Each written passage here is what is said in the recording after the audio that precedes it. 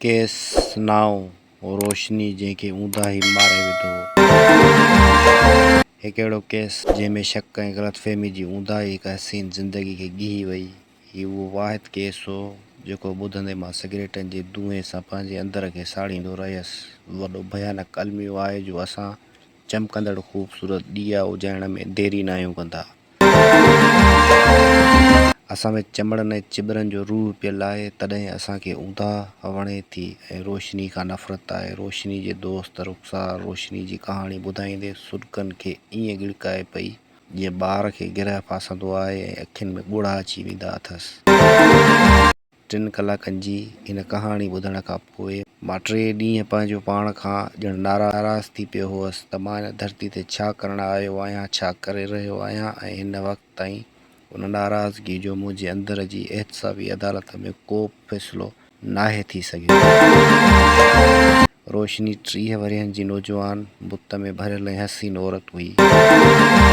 सूरत सां गॾु सीरत में बि बाकमाल हुई। शादी खे साल थियो हुअसि, पर हिन महसूसु कयो त ॼण सदियुनि खां मुंहिंजो रूह हिकु ज़िंदान में क़ैदी बणिजी वियो आहे।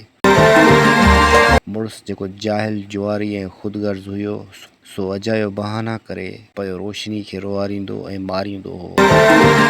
मूं यानी रुख़सार रोशनी खे चयो, भला मुड़ुस खां तलाक वठि, भला हिन जेरे जहन्नम मां आज़ादी मिलंदई। रुख़सार ॿुधायो त जॾहिं मूं रोशनी खे उहे लफ़्ज़ चया त हू ज़ारो क़तार रुनी ऐं उहे ॻोढ़ा उगंदे चयईं, छा बाबा वारा ईअं कंदा? हू त मुंहिंजी तलाक जो ॿुधी बि मूं ते नाराज़ थींदा। रोशनी उन ॾींहुं ॾाढो रुनी हुई, ॼण ककरनि वांगुरु हिन जा ॻोढ़ा वसी पिया हुआ ऐं रोअंदे चयईं, सुभाणे वरी वेंदसि मुड़ुस जे घर। बाबा वारनि वटि घणो रहणु बहितर न आहे।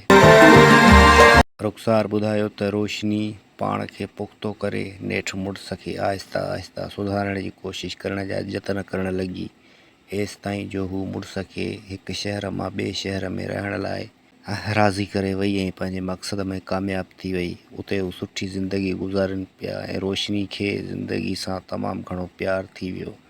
नेठि हिकु ॾींहुं मुड़ुस रोशनी खे मोबाइल बि वठी ॾिनी त ॻोठां मथां बाबा वारनि जी फ़ोन कॉल अचे, ॻाल्हि ॿोल लाइ सहूलियत थींदी।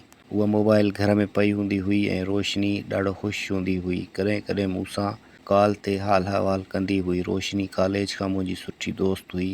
ॿियो त असां हिकु शहर हिकु पाड़े जा बि हुआसीं, उन करे असांजी दोस्ती खे 20 साल खां मथे अरिसो थी चुको हुयो। रुख़सार ॿुधायो, हिकु ॾींहुं रोशनी जे नंबर ते कॉल आई। रोशनी नओं नंबर न खणंदी हुई ऐं शाम जो मुड़ुस खे ॿुधाईंदी हुई त फलाणे नंबर तां कॉल आई आहे। रोशनी जो मुड़ुसु उन नंबर ते बेकरिंग करे अहिवाल वठंदो हो, पर अहिड़ा रॉन्ग नंबर कॾहिं कॾहिं क़िस्मत सां रोशनी ॾे ईंदा हुआ, पर रोशनी हर ॻाल्हि मुड़ुस खे ॿुधाईंदी हुई। हिकु ॾींहुं रोशनी जे नंबर ते केतिरियूं ई कॉल्स आयूं, हिन कॉल न खईं त हिकु मैसेज आयो जेको रोशनी जे क्लासमेट जो हो। मैसेज में हिन रोशनी खे पंहिंजे इश्क़ जो दास्तान ॿुधायो त तो शादी करे छॾी, वॾी मुश्किल सां तुंहिंजो नंबर हथु कयो आहे। बसि हिकु दफ़ो मूं सां ॻाल्हाए। रोशनी कॉल करे पंहिंजे पुराणे दोस्त खे सभु कुझु ॿुधायो ऐं मिंथ कयाईंसि, आईंदा हिन नंबर ते कॉल या मैसेज वग़ैरह न कजो, मुंहिंजो घरु तबाह थी वियो।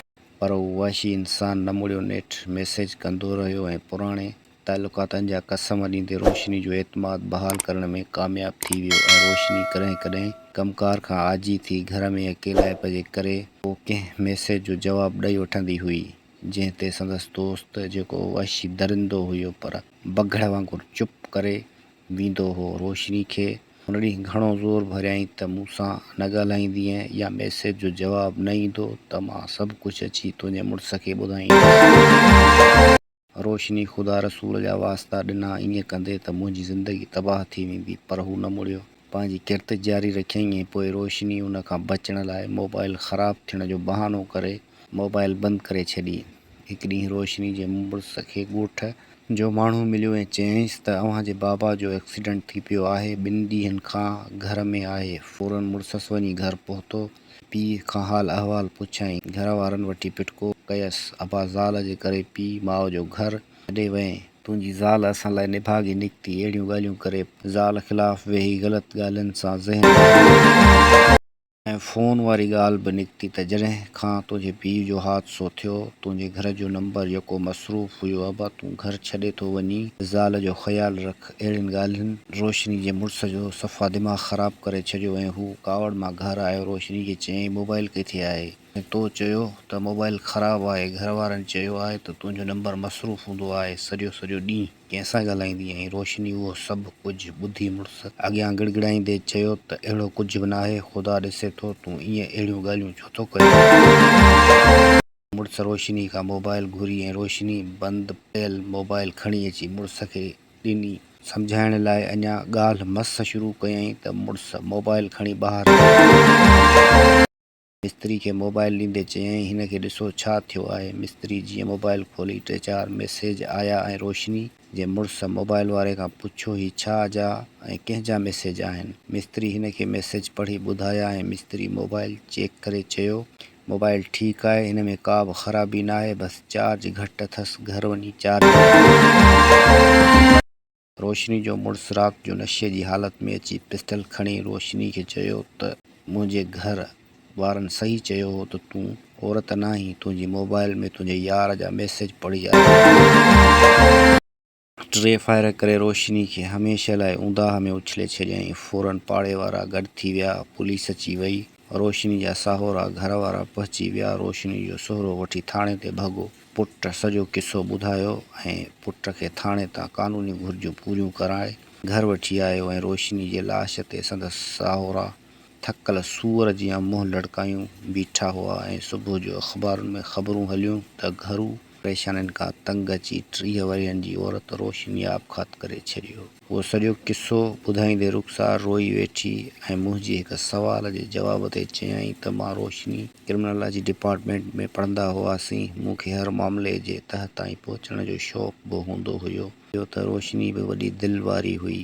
मां उन जे मौत खे गहराई सां ॾिठो। सोचियो रोशनी जा साहुरा ऐं माउ पीउ मुंहिंजे पाड़े जा आहिनि, उन करे कचहरियुनि मां खून ख़तूरी लिकिड़ो नाहे। मां अंदाज़ो लॻाए सघियो त हुन ख़ुदकशी नाहे कई, हुन खे मारियो वियो आहे।